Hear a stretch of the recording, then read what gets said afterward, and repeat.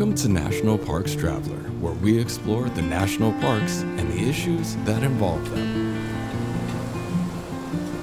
For the second time in 5 years, and the third time in the past decade, the United States government was poised to shut down this weekend because of an impasse in the House of Representatives over how to fund the government. And as a result, the national park system was poised to shut down as well. However, an 11th hour compromise was reached Saturday night that will keep the government funded for another 45 days before it again might be poised for a shutdown. This is Kurt Repenchek, your host at the National Parks Traveler. Different administrations in Washington take different approaches to whether to shut down the parks or keep them open during a government shutdown. Back in 2013, the Obama administration elected to close the parks. 5 years ago, the Trump administration decided to keep them open, albeit with skeleton Park Service staff.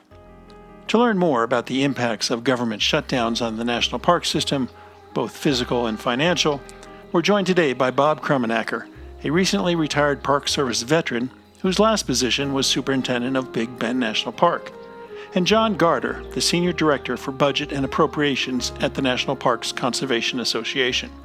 We recorded this podcast on Friday, prior to Saturday's developments, but the takeaways of how government shutdowns affect the national park system are important to know just the same. We'll be back in a moment with Bob and John. The Everglades Foundation, the only organization whose sole mission is to restore and protect America's Everglades. Learn more at evergladesfoundation.org. The Yosemite Conservancy helps visitors connect with Yosemite through adventures, volunteering, and the arts. It's the only nonprofit dedicated to supporting Yosemite National Park and funds grants to improve trails, restore habitat, protect wildlife, and inspire the next generation of nature lovers. Learn more at yosemite.org. The Grand Teton National Park Foundation is a private, nonprofit organization that supports projects that protect and enhance Grand Teton National Park's cultural, historic, and natural resources. By funding initiatives that go beyond what the National Park Service could accomplish on its own, Foundation donors improve the visitor experience and provide benefits to the national park system for decades to come. You can see their successes at gtnpf.org.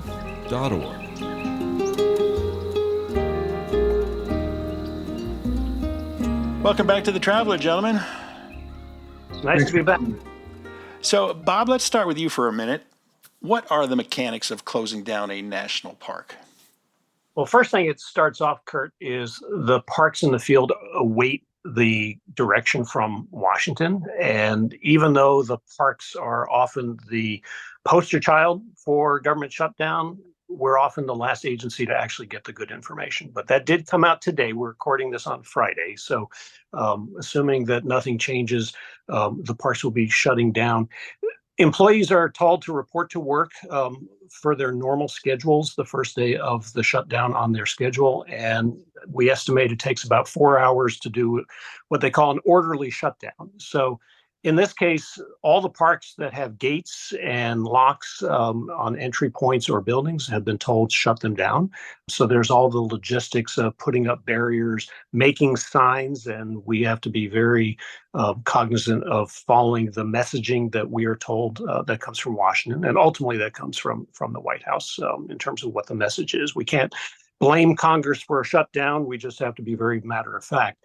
But ultimately, it's incredibly disruptive, obviously, to the visitor, to any gateway community, any concessionaire, any contractor that's working in the park.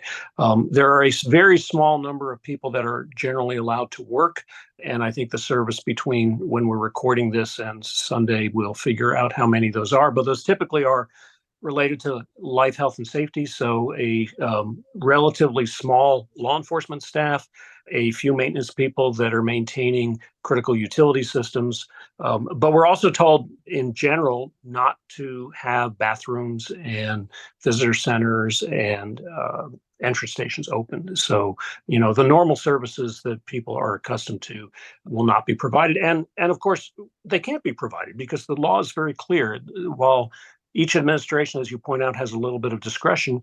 The law is very clear that if Congress does not provide an appropriation, agencies cannot operate. So Park Service would love to put out the message that we regret this, and we're generally told, don't mention that, just be factual. So we often get blamed, and superintendents get blamed for the local decisions, and they have some discretion, but for the most part, it's directed by at the national level.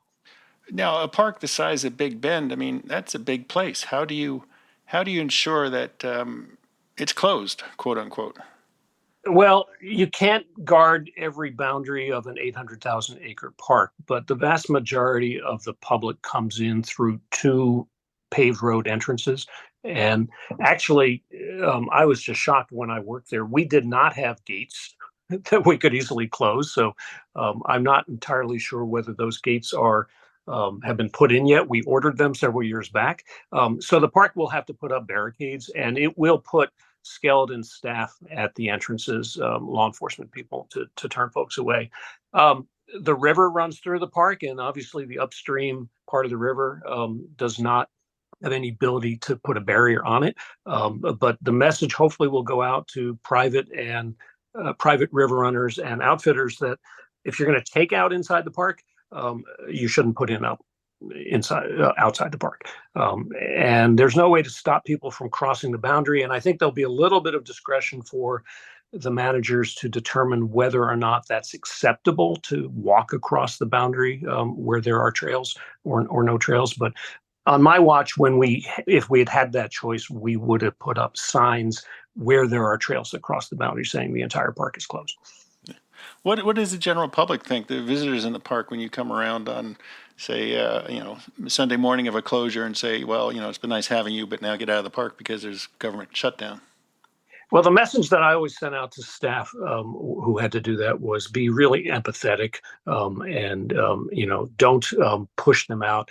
We're told, and it varies from shutdown to shutdown, but people have 24, 48, or 72 hours. I'm not sure what it's going to be this time. So we say, if we're not going to be quoted by the media, the message is we're really sorry that your government is this dysfunctional. This is not a local decision. We regret it, but please, you will need to be planning to go out of the park.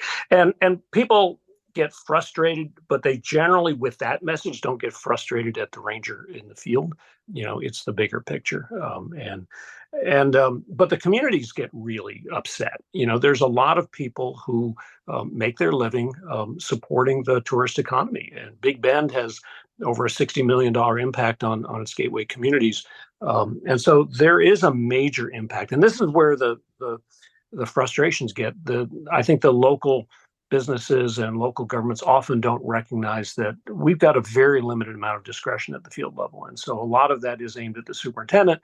And one of the frustrations is while I, as superintendent, was allowed to work for a limited number of hours, it was all about coordination internally and with the agency externally.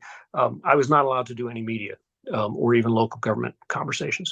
And so the conversations you would like to be having with the local elected officials and your business community, we're told that there's no appropriations. We're not allowed to have those conversations. So what often would happen, and I imagine most superintendents are doing this, between now and Sunday morning, there's a lot of phone calls that are going to be made saying, hey, look, here's the way it's going to look. And, we regret the inconvenience. Here's what we can do. Here's what we can't. But it's awkward because even our website shut down. So impossible to provide current information, even on the status of the shutdown itself. Yeah, this time I believe they want to close the parks, get visitors out within 24 hours by Monday evening.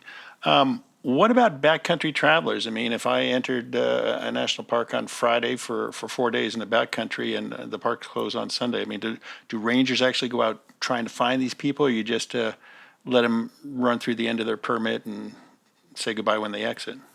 For the most part, we let them run through their permit. They're not the guilty party here. The park has gates, but generally the gate is across the incoming lane. So the parks will look at its backcountry permits to try to figure out who's out there and where are they likely to be. And, sometimes people are quite surprised when they come out to find a ranger meeting them. But no, we try not to be heavy-handed about it. And, those people have virtually no impact. So they're not going to be able to do the things that they might have wanted to do in the front country on the rest of the trip, but they'll be asked to leave the park as quickly as they can.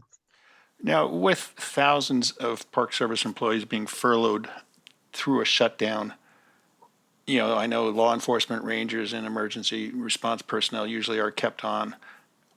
Is there enough staff in the park to protect the resources? And I ask that thinking back to 2020 and the COVID pandemic, and there were a lot of closures across the park system, and Big Bend had a problem with people coming in and garbage collection. Can the Park Service properly take care of these places during the shutdown? There's almost two answers to that. We're not able to do it when we're not shut down because we don't have enough staff. But if that's the baseline, it's challenging because each park is told by some national formula how many people we're allowed to have working. Big Bend was fortunate as a border park. We were given permission to have more people than at other parks that I have worked that are not on the border. But no, so it is difficult. And the reality is if you're not allowed to clean your bathrooms and you're not allowed to have your bathrooms open, if the people are there, they still need to do their business. So it's a catch-22 on this.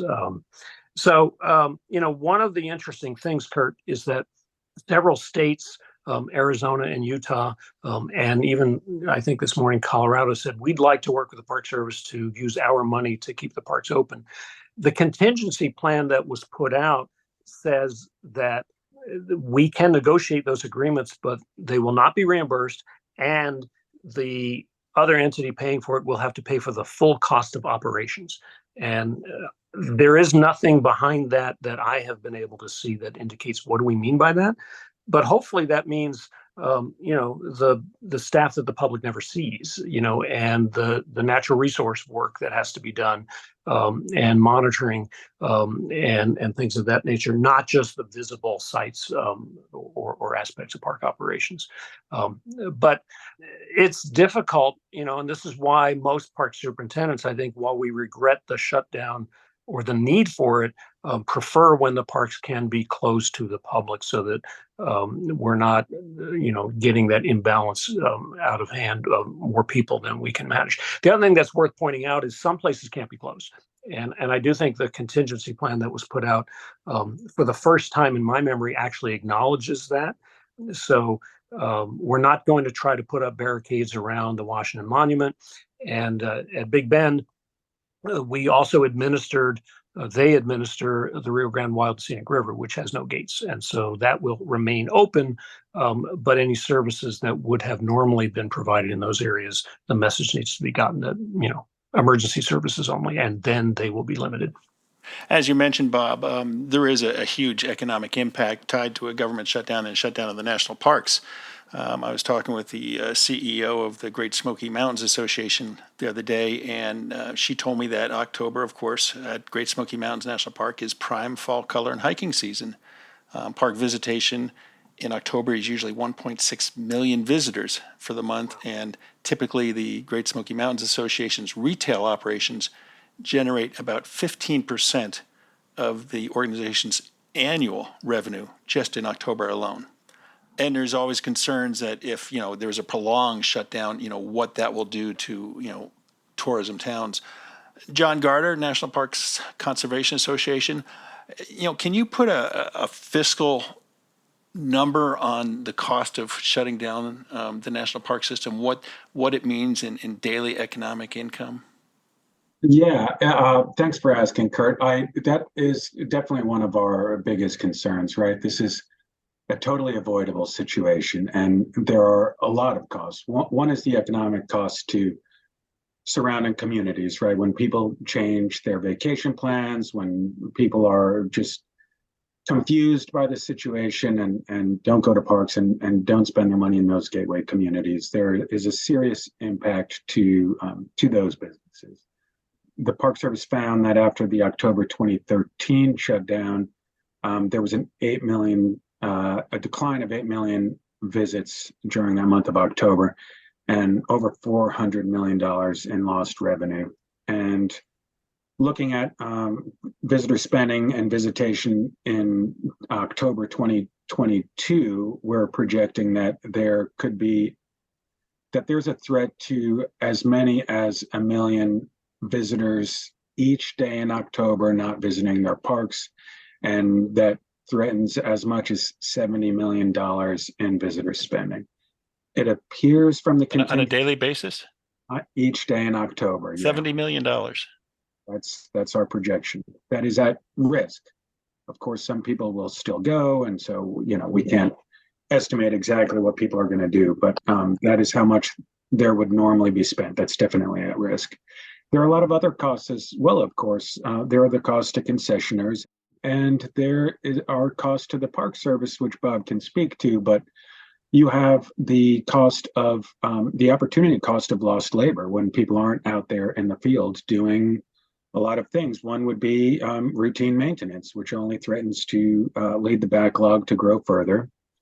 You have lost scientific capacity and other resource protection, which doesn't get the attention during shutdowns as the impact on visitors, but is critical. There are long-term studies that are going on in parks all the time, and you have gaps in data for things like tracking wildlife in Yellowstone. You have clean air and clean water studies that are undermined. And of course, the Park Service is struggling with doing baseline condition assessments to determine how they are going to try to adapt to climate change as best they can with the resources they have.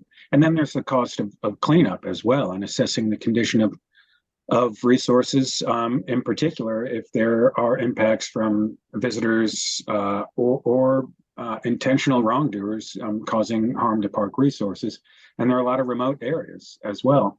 And then finally, if I may, there's also the cost to Park Service morale, which Bob and other superintendents and frontline park personnel can speak to.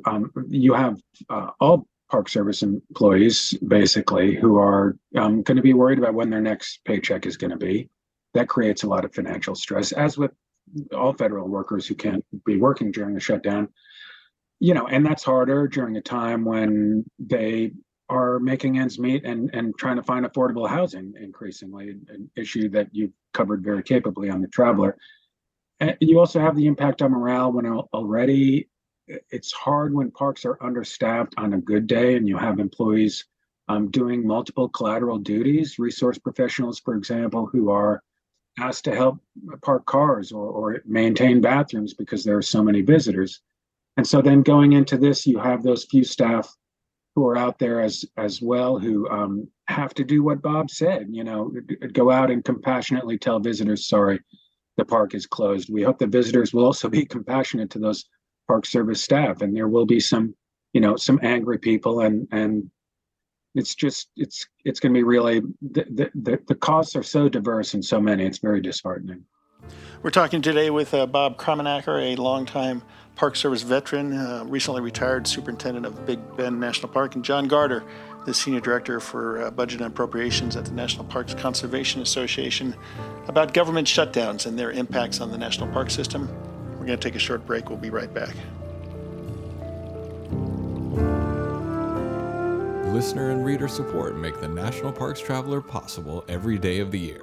If you enjoy the Traveler's content, please consider a donation at nationalparkstraveler.org. Treat your finances to a 3-month certificate at Interior Federal Credit Union. This is a limited time opportunity to receive 5.22% annual percentage yield on a 3-month certificate.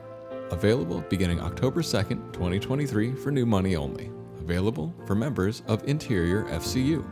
Need to join? Apply at interiorfcu.org. Federally insured by NCUA. Full of stunning photography and thought-provoking reads, Smokey's Life is a biannual magazine produced by Great Smoky Mountains Association. Members receive it free of charge each spring and fall, and it is available for purchase in retail stores throughout Great Smoky Mountains National Park and online at smokiesinformation.org. The Blue Ridge Parkway Foundation is the primary nonprofit fundraising partner for the Blue Ridge Parkway. It is made up of people who have a deep love for this majestic road and want to ensure that its natural beauty and the experiences it offers endure for generations to come. Show your appreciation at vrpfoundation.org.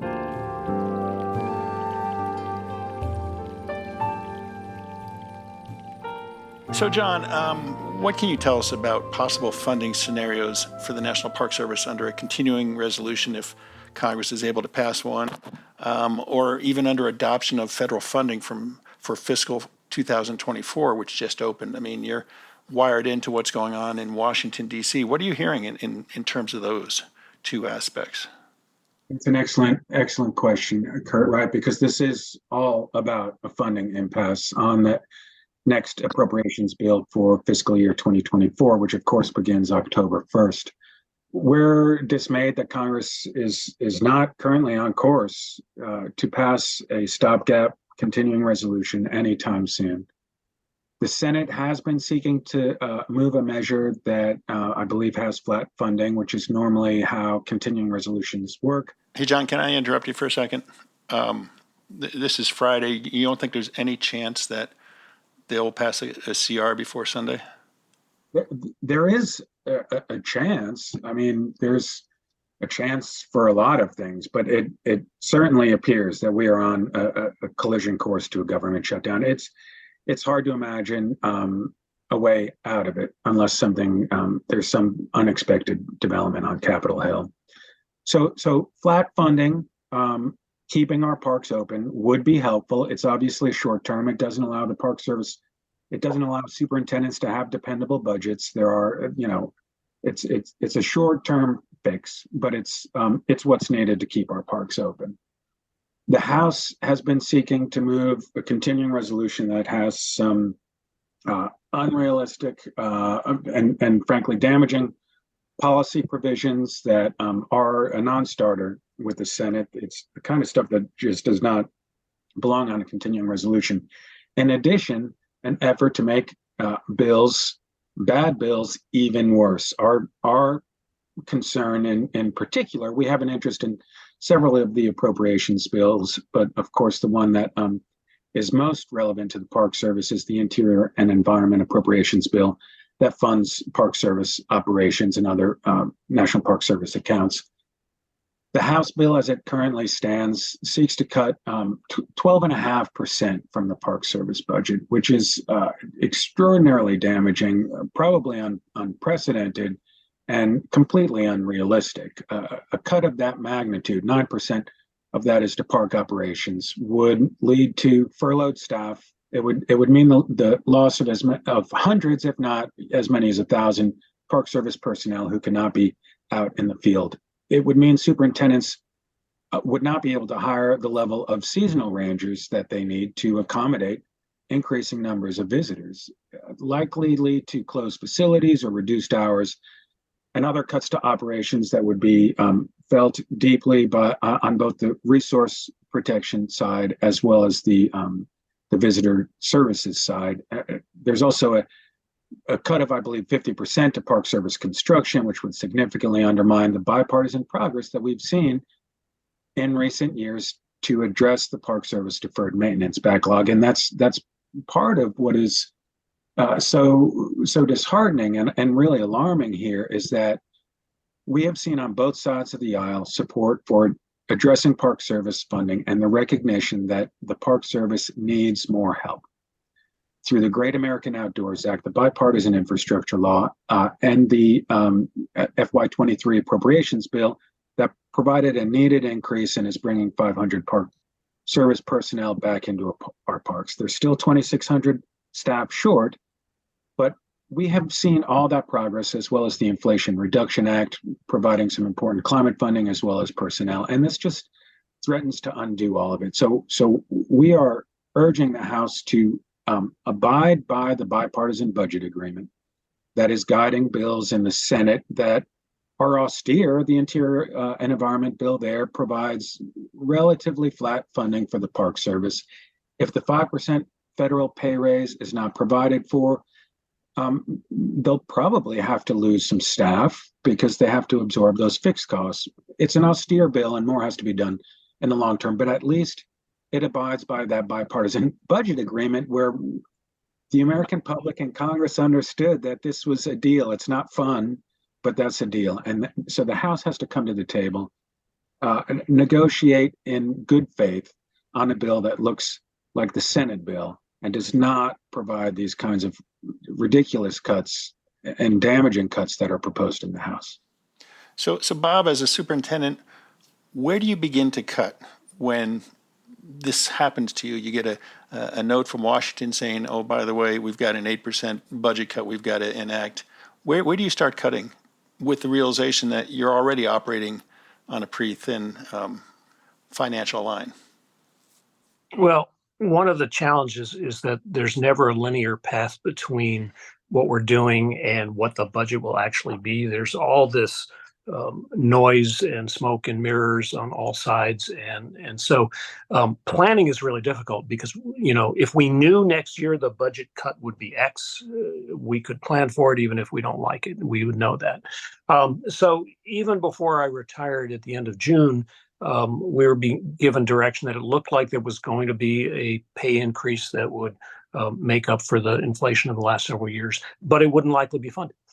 And so, as John said, that's about a 5% additional cost to personnel. And most parks, it's anywhere between 60 and 85% of their budget is personnel. So, Kurt, the first answer is we fill virtually no jobs. And therefore, the attrition of people leaving determines what our organizational strength is. We're not necessarily, choosing strategically what we won't do. We are choosing to not do the things where we have an opportunity to lapse a position. We are not at the park level free to furlough people who are not hired with a furlough as part of their jobs without further direction and clarity from Washington and a lot of impact on personnel. Certainly any discretionary contracts that we may have that are funded from operational things, those get stopped. And so, many of the construction projects that John referred to from the Inflation Reduction Act and Great American Outdoors Act and other things, those have already been funded and they will go several years, but we will not have the ability probably to do those projects completely because the costs have gone up. And so the ability to even ask for additional funds to finish the original scope gets eliminated. We do less monitoring. We will selectively close facilities, trying to sort of maximize or deal with this ratio between what's the impact on the visitor versus what's the impact on the budget. And so a lot of peripheral campgrounds and vault toilets and things of that like that don't get opened. And so we save some money there.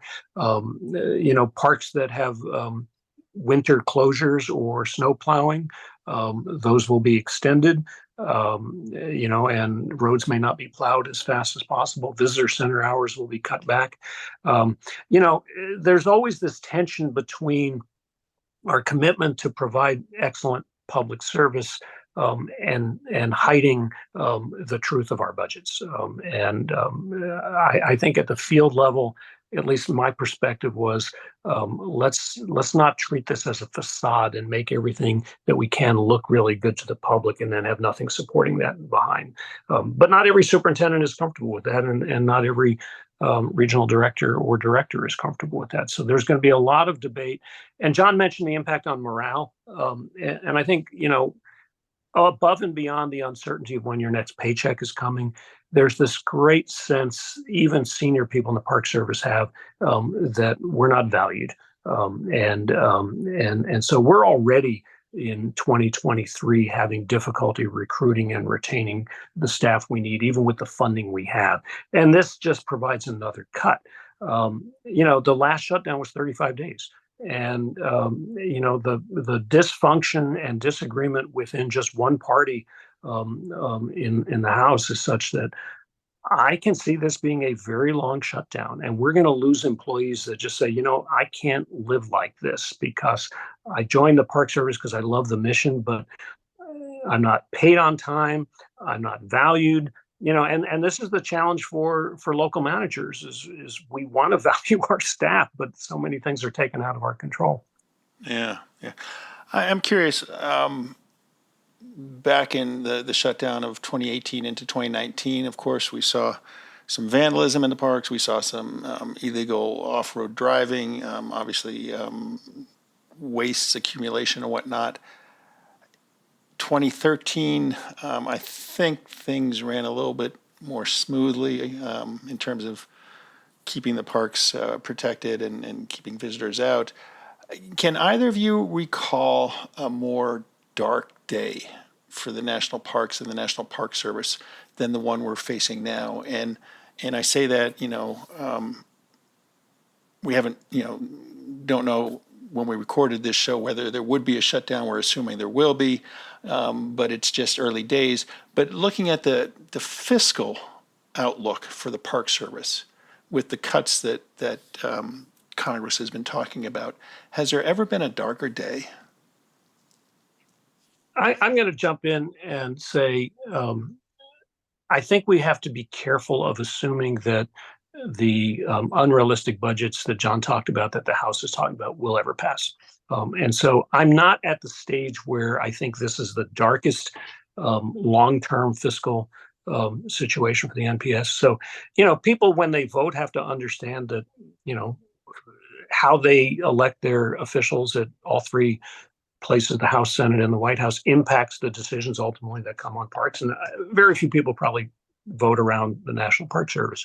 But right now we have a divided government, and that probably mitigates the worst scenarios possible. But I think the darkest day that I've seen was sequestration a decade or more ago, where there was a bipartisan agreement to cut budgets, and that had horrible impacts on the national park. So, is that possible that we'll see something like that? Yes, and I think, but I think in the short run, the darkness is the fact that it's absolutely unclear when or if we'll get a budget. I can't imagine the Senate and the White House agreeing to the dire cuts that the half a dozen or so people in the House are proposing. So I think, the scenario is likely to be an extended shutdown and then a continuing resolution with a flat or small cut. So the impact on morale, the impact on the ability to look long term is awful. But I think for 24, it's not likely we're going to see the horrible budget cuts. But everything depends on the results of the elections in 24. Yeah, I concur with Bob on many levels. That those sequester cuts that preceded the 2013 shutdown, were very difficult across all the parks, I believe. And so, for all park superintendents, they had to absorb those cuts, and that's painful to do. And then going into a shutdown, just the worst for morale. In this case, we've talked about the morale challenges and the threat of cuts, and in that regard, it is a dark time. But Bob's correct that those House bills just cannot possibly become law. The House is currently slated to take up the Interior and Environment Appropriations Bill. The procedures are scheduled to start next week if they go through with it. They are not successfully passing all of their appropriations bills in the House. It seems to me an absurd exercise to move that unrealistic bill while there's a government shutdown. The logic is beyond me, quite frankly, but it's not going to become law, which is why we're here, right? That's just it's a non-starter for anyone who understands that how important funding national parks is. That said, for some superintendents, I would say the last shutdown was a dark period as well, and for them, I hope that this will be less dark. There was pressure on park superintendents, some of which was very well publicized, to keep parks open during the shutdown, even when there were clear indications that resources were being damaged considerably so in some cases, as you allude to. Uh, that is dark. We are hoping and expecting that this administration takes a very different approach. And from an initial read of the contingency plan, that appears to be the case, that parks will be closed, though there are a number of other sometimes confusing aspects of that plan, and we worry that it could create some inconsistencies that are confusing to the public. But as a general matter, parks are closed, and it appears superintendents will be supported in doing what they have to do: close our parks in absence of an appropriation to protect visitor safety and to ensure the protection of resources. So if those superintendents are indeed supported, as we expect, it will be less dark than it was last time. But if this goes on for some period, as Bob's suggesting, there are different arguments about how long it may last. No one really knows. Then that could, become increasingly frightening for the various people involved that we've been talking about.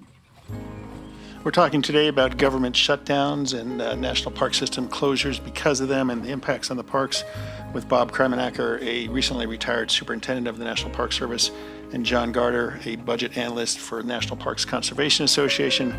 We'll be back in a minute. Acadia National Park is one of the 10 most popular national parks in the United States. It's also one of the smallest and most vulnerable. That's why Friends of Acadia exists. Friends of Acadia is an independent organization of passionate people inspiring those who love this magnificent park to make a real and lasting difference for Acadia. You can make a difference at friendsofacadia.org. Washington State is graced with 3 spectacular national parks, each different and special in their own unique ways. As the official nonprofit partner and the only philanthropic organization dedicated exclusively to supporting these parks through charitable contributions, Washington's National Park Fund has a mission to raise private support to deepen everyone's love for, understanding of, and experiences in Mount Rainier, North Cascades, and Olympic National Parks. Share your passion for these parks at WNPF.org. Whether it be strategy, business planning, change management, board development, executive search, or diversity planning, Potrero Group is here to help. They mix a depth of experience in the parks and land space with a breadth of best practices from other industries. For more information or to schedule a preliminary conversation, go to potrerogroup.com, P-O-T-R-E-R-O group.com.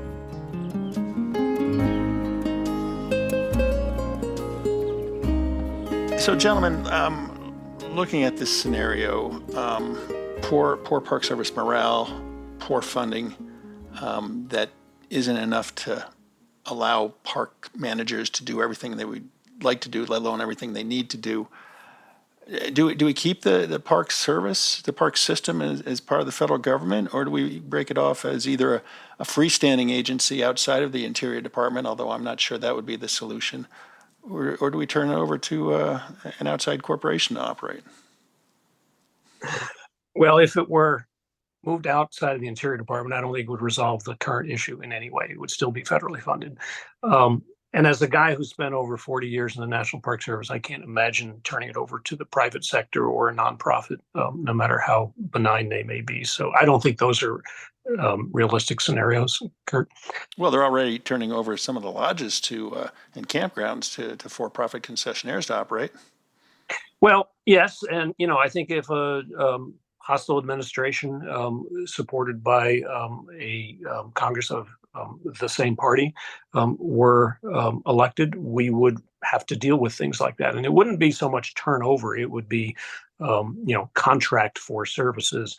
But the Organic Act of 1916 has been modified several times. There's never been strong support to change it significantly. I hope that doesn't change. But I think maybe the most important thing from your question is we shouldn't take for granted the support of the elected officials to continue doing what we're doing, and for that reason, I think the quality of service and puts the Park Service in a terrible bind, because, as I said, we want to provide the services to the public that we were hired to do. We're unable to do it. We don't want to be the pawns. We don't want to be blamed for it. But at the same time, if it's a case of close, like happened in 2013, or be open, but to be unable to actually do the job per 2018, 2019. Closure is more important. And frankly, I think the messaging, and this would have to come from the politicals, not from the Park Service, is your government is important to you. And if the government is so dysfunctional that it can't produce a budget, then yes, it's going to be inconvenient and it should be visible to you. The more we try to hide it in order to, lessen the impact, I think in the long run, that's going to be damaging.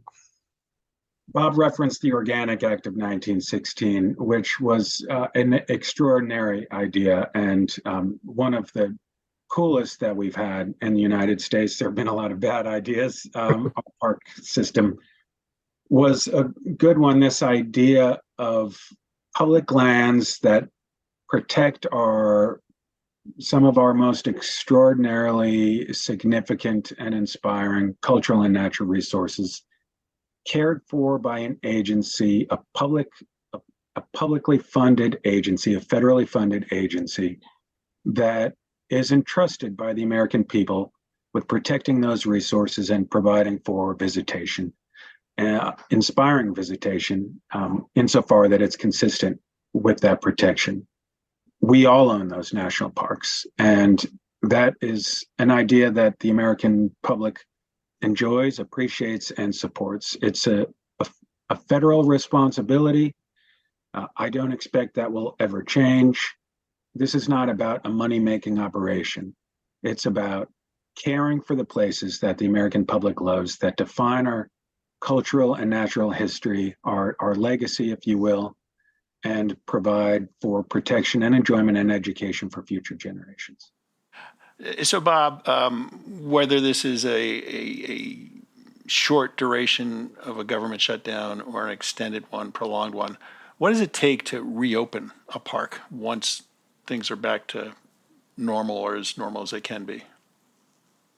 Well, the first challenge is contacting all of our staff because they've been told in most shutdowns to leave their government cell phones and government laptops in the office. And so we don't have the normal communication channels.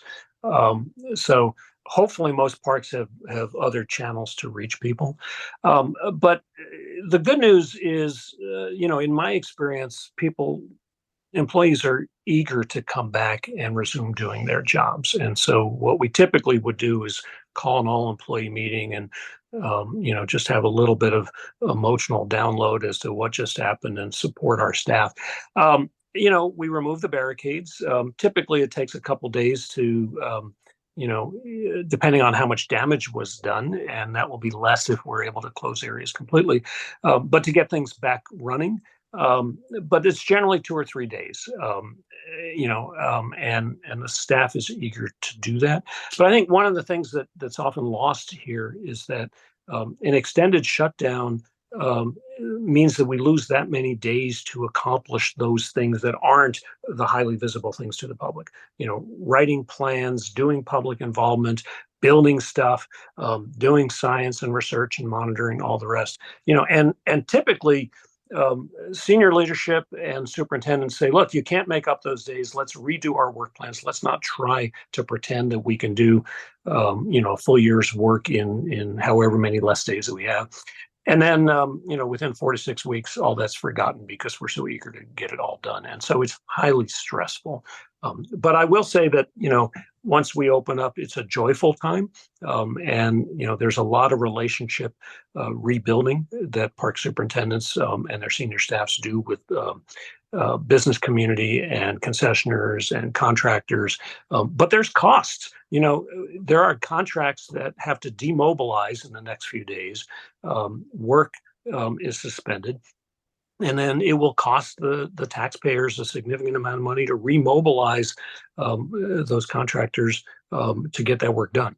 And then one thing that I think is often forgotten is that we're also subject to the impacts of the seasons, and so October most parks are still able to get work done, but the northern parks, they're facing winter. If there's an early winter, there are things that they might have normally done in October that simply will not be able to be done, and so back to the closure, a Yellowstone or a Glacier. They're probably looking at hurrying up the winterizing of a lot of facilities with the expectation they're not going to reopen them. So, it takes longer in a place like that. What about a concession operation like your lodge at Big Bend? I mean, I imagine that would shut down during a government closure. I mean, does it take them a number of days to ramp back up and find their employees to come back to work? Well, odds are their employees are not being paid. And so the biggest risk there is they may lose employees. And it's hard enough to attract people to work at remote places like Big Bend to the concessionaire, which doesn't pay terribly well.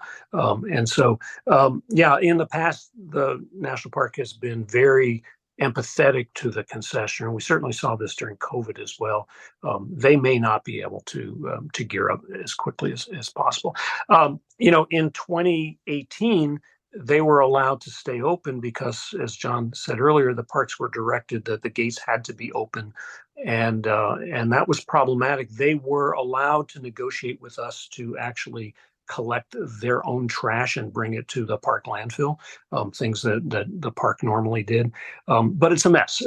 This time, based on the direction that we're seeing, it looks like the gates to the park will be closed, and therefore the concessionaire will be required to close. So major negative impact, not just on their bottom line, but even more so probably to the morale of their employees, because they don't even have the support that the government employees have.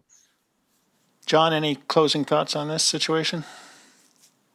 I don't. I'll just commend your exploring this issue. It's really important, and Bob's expertise and those of other superintendents on whom we relied for insight. And for us, we look forward to parks being open. We look forward to getting a final budget deal that will not cut park funding, and working with our supporters to get the message out to Congress and the administration that our parks need love and care and support and funding, and hoping for better times ahead.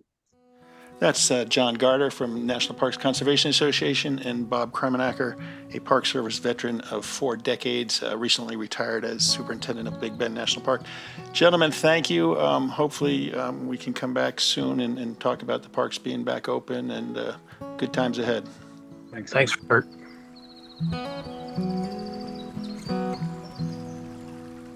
That's our show for this week. We hope you found it informative. We'll keep you apprised of developments across the National Park System on nationalparkstraveler.org as they arise. For The Traveler, this is Kurt Rebenchek.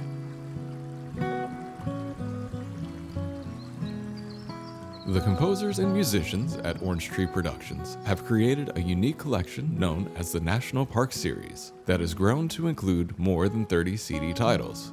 Composed against the backdrop of a park's sounds of nature, these musical scores will connect you with these beautiful places and take you there, at least in your mind. This collection is the #1 selling National Park audio series in the world and provides the background music for National Parks Travelers podcasts. Visit them at orangetreeproductions.com. Editing and production work for the National Parks Traveler podcast is done by Splitbeard Productions. You can learn more about us at splitbeardproductions.com. National Parks Traveler is a 501c3 nonprofit media organization that provides daily editorial coverage of national parks and protected areas. Traveler's coverage is made possible by reader and listener donations. Visit us at nationalparkstraveler.org.